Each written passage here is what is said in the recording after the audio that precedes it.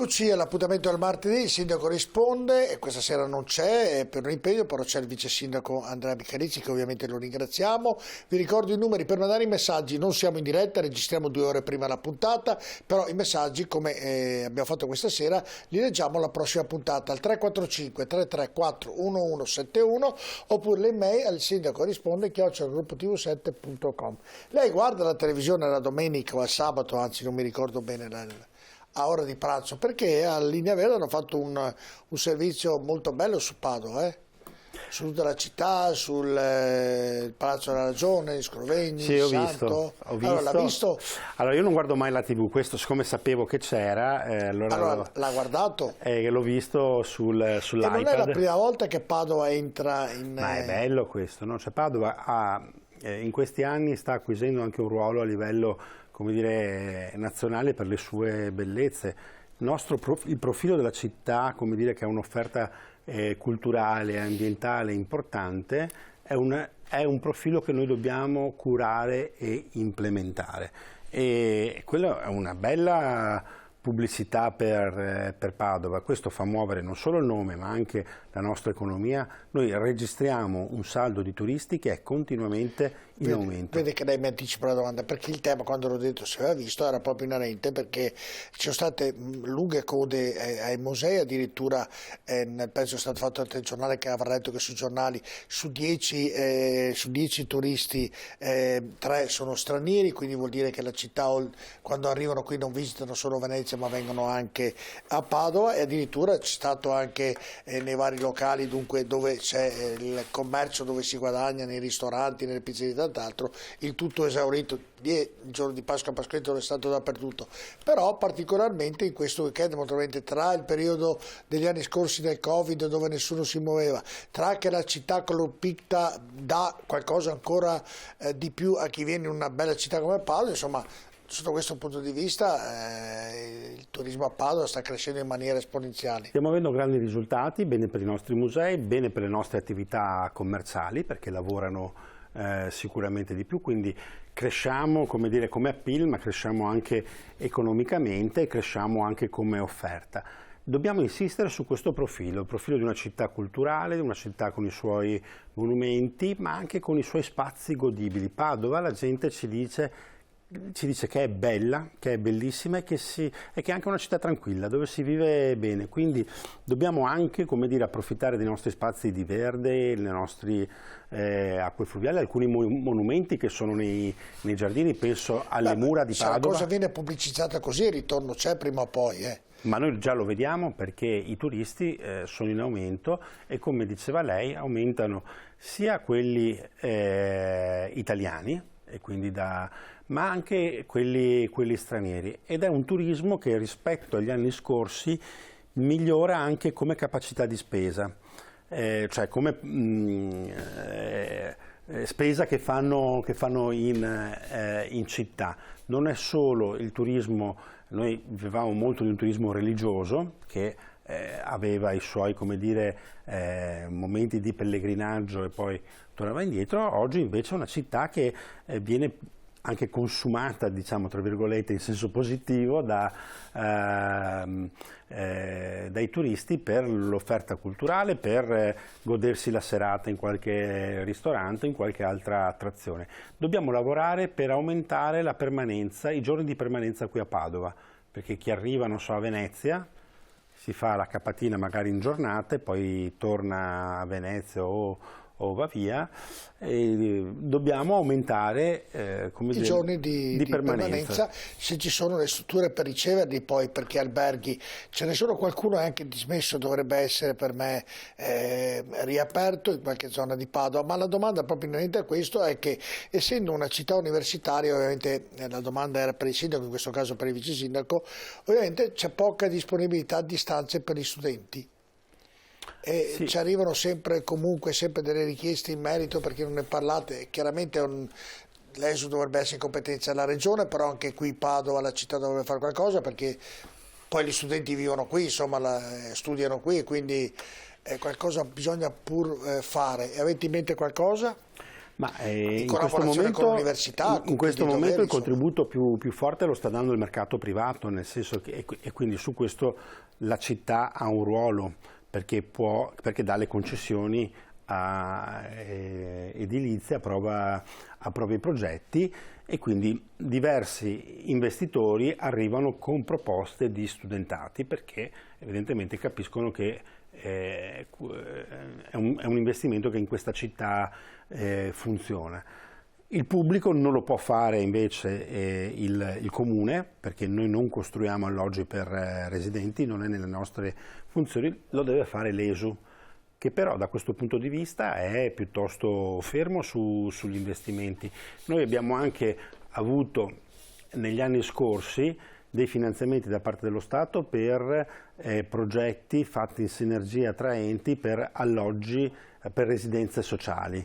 Residenze sociali vuol dire o per i meno ambienti o per particolari categorie, compreso anche gli studenti. Abbiamo offerto l'ESU la possibilità di progettare insieme anche un implemento dell'offerta per gli studenti grazie a questi finanziamenti statali, ma non c'è stato, come dire, interesse. Noi abbiamo fatto il progetto con Ater e quindi alla fine i soldi sono stati utilizzati per il comparto, diciamo, dei meno abbienti. A mio avviso è una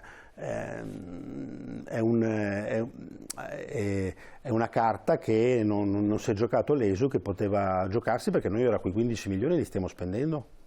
Certo, no, è quello, perché c'è la mancanza appunto di stanze per questi ragazzi che vengono. Noi dobbiamo lavorare per essere una città attrattiva per gli studenti. Scusi se l'ho interrotto, però è un concetto importante. Si lega anche con quello che dicevo prima, cioè dell'offerta culturale, perché poi gli studenti non è che qui cercano solo intrattenimento e sballo serale, è una visione distorta. Noi abbiamo una grandissima università che attrae giovani di talento da tutto il mondo. La città deve adeguarsi, perché uno dei motivi per cui uno viene qua a studiare non è solo il piano formativo dell'università, ma se la città ha determinate caratteristiche anche di funzionalità, di attrattività, come sono i mezzi pubblici, come ci si muove a Padova, in bicicletta ci si muove bene, quindi questo è un punto di forza, ma dobbiamo migliorare il trasporto pubblico, per esempio. Sul trasporto ho visto un servizio. E l'offerta delle case è un altro elemento. Apro una parentesi che non è ovviamente nella scaletta e nemmeno nelle domande dei nostri telespettatori, però oggi ho visto che a Parigi vogliono togliere i monopattini a noleggio. È un tema anche assicurativo. Non so se l'ha notato oggi nel telegiornale, proprio di oggi a pranzo c'era questo servizio, e ho detto, ma chissà che lo tolgono anche un po' qui, non solo a Padova ma anche in Italia. Comunque, tornando a questo, insomma, noi se dobbiamo, come dire, darci anche, come dire, se pensiamo al ruolo della nostra città, Padova può giocarsi questo ruolo di attrarre giovani di talento grazie alla nostra università. Dobbiamo, assieme all'università e agli enti regionali del diritto allo studio, certo, creare quel contesto che non è fatto solo di piano di studi, piano formativo competitivo, ma anche di una città che è capace di ospitare i ragazzi. E sarebbe un vantaggio, perché è un investimento sul futuro, perché se un giovane viene qui da un'altra parte d'Italia o d'Europa o del mondo per studiare e si laurea qui, se ce lo teniamo qui abbiamo fatto un investimento in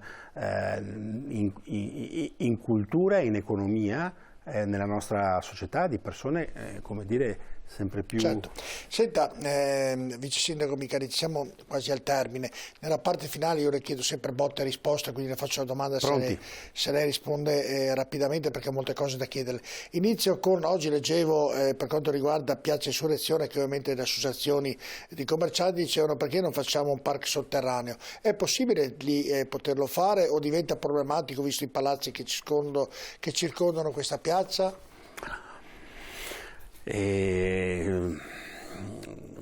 Va capito, perché appunto siamo molto vicini. Io mi ricordo un precedente che fu via 4 novembre, una ventina d'anni fa, che fu che fu drammatico quasi, e lì si interruppero i lavori.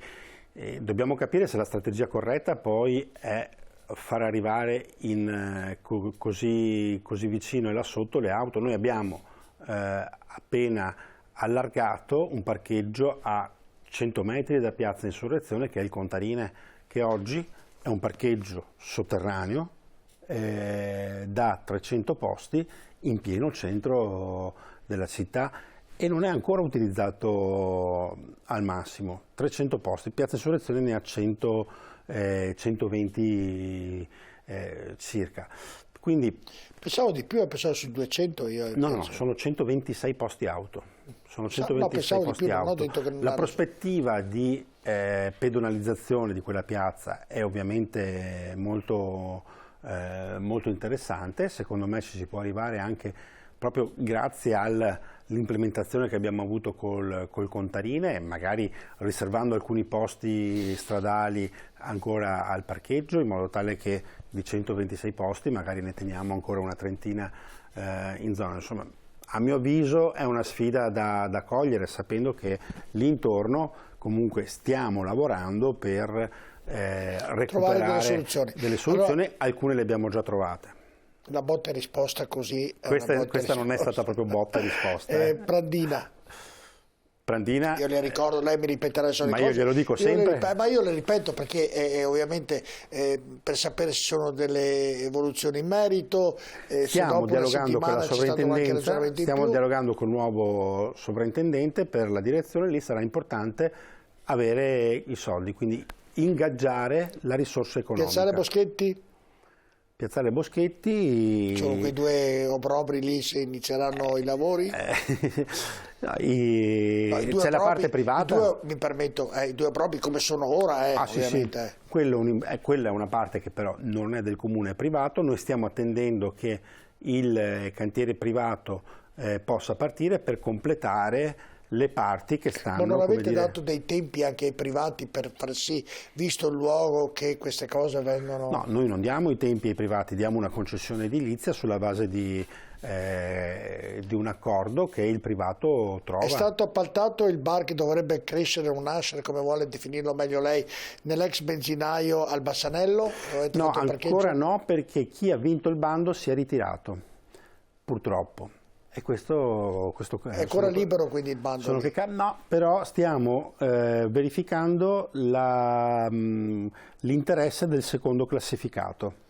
Ah, ok, perfetto. PP1. Peccato, perché ci aveva fatto una grande... chieda al sindaco perché la sta seguendo lui il PP1. Peccato perché ci aveva fatto una bella offerta quel privato, talmente bella che forse si è reso conto di averci offerto troppo e si è ritirato. Sto sempre parlando dei distributori alla guida. Certo. PP1? Chieda al sindaco che sta seguendo lui. PP1, quindi sta seguendo tutta la faccenda. Nuova questura?